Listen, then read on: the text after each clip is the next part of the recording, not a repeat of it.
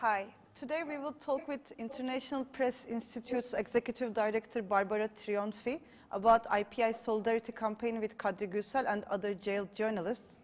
Barbara is in Vienna at the moment, so we connect her through Skype. Hi, Barbara. Hi, good evening. Good evening. So, various international organizations have reported that media freedom in Turkey has seriously deteriorated. Now there are like more than 100 journalists in prison. What are your and IPI's observations on the situation of freedom of press in Turkey?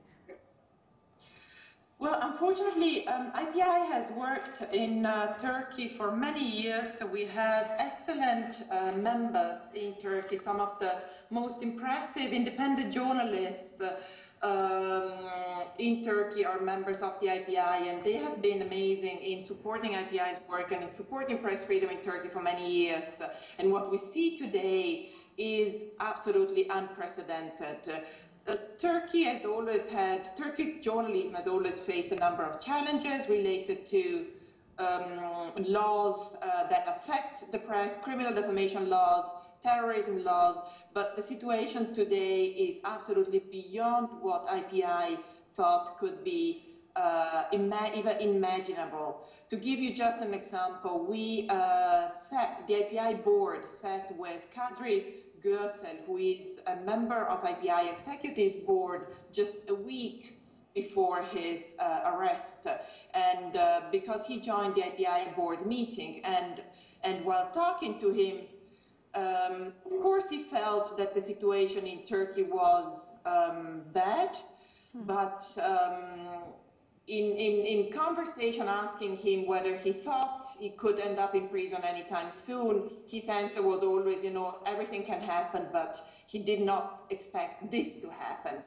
to him or to his colleague at Cumhuriyet. So it is absolutely unprecedented, and our network has reacted very strongly to developments in Turkey.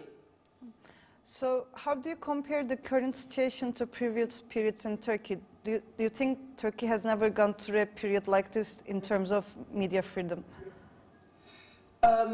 Certainly not in the past 10 years. Certainly this is possibly the worst in recent Turkish history.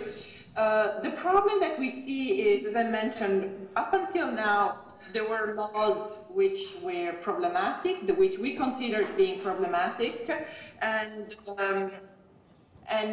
we were able to fight these laws. But we always felt that there was a degree of independence of the justice system in Turkey, which made the country still a democratic country.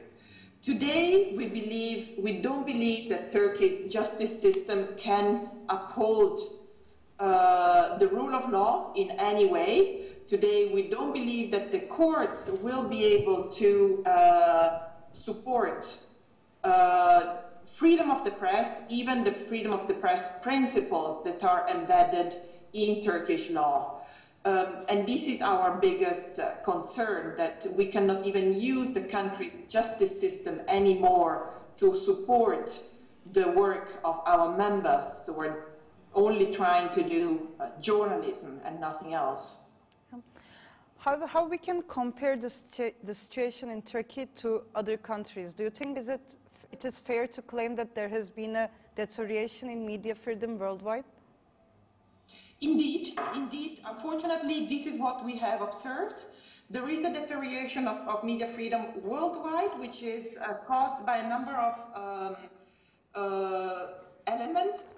There is war in many countries, which affects, obviously, the ability of journalists to cover events, makes it very dangerous. Big part of the Middle East, North Africa, covering events is just very dangerous, either because of existing conflict in these countries or because of a lack of very weak governments in some of the countries. So that has been a problem. There has been what we have observed in Europe, in North America. There is there is a lack of credibility in the media, which has affected the strength of the media. So basically, populist leaders have been able to put the people against the journalists, which is a terrible situation. They have been able to manipulate the people and turn them against the press. So the press is not, in many countries, is not perceived anymore as the one that defends and upholds the public interest, but is perceived as the one that upholds the interests of an elite. There could be some truth to that, and there is a lot of self-reflection going on within the media industry, but there is also, that's a theory that has also been manipulated by political forces that had an interest in curtailing press freedom. And finally, there are countries even close to Europe or in Europe itself, and I'm talking about Turkey, I'm talking about Poland, I'm talking about Hungary, where the governments have been able to carry out immense restrictions of the press with the support of the population. So basically, the people in these countries have accepted to give up on many of their civil and political rights in the name of possibly some nationalistic sentiments, in the name of sentiments that are not clear to anybody who does not marry these ideals, as I certainly belong to. So this is the problem that we see worldwide. Mm-hmm. So IPI started a campaign to show its support for Kadri Gursel, Murat Sabuncu, and other jailed journalists. Can you tell us more about IPI's campaign? Of course. Kadri Gursel is a member of IPI's executive board. He is the chair of our national committee in Turkey. And the editor-in-chief of Cumhuriyet, Murat Sabuncu, is a member of the IPI. When the two of them got jailed together alongside with other journalists of Cumhuriyet and many, many other journalists in Turkey, IPI today considers that, believes that the number of journalists in prison is around 140. So the number is incredibly high, but somehow when it hit IPI in our own heart by imprisoning a member of our board that we all know is not a terrorist, has never promoted any form of terrorism, rather the opposite, has always picked up against those forces that may promote terrorism in Turkey, then we felt that Turkey had gone one step too far. I mean, of course, every journalist in prison because of their profession is one step too far, but when our board member ended up in prison and one of our most respected members ended up in prison, the entire IPI community reacted very strongly. Within a week, I would say not only the entire board of the IPI, but many of our members from around the world contacted us and told us, what do we need to do to stop this madness and stop what is going on in Turkey? Together with the support of our members, we started a campaign which has a number of elements. The first reaction was simply to put video statement by our members, and many of them are highly respected directors at some of the world's most respected media organizations, from the BBC to CDF to many other media organizations across the world, and to put video statement up on our website and on social media condemning what is going on. And the second reaction was to show solidarity. Basically, we know that our members who are in prison are not allowed to receive letters. They are not allowed even to be visited for the moment.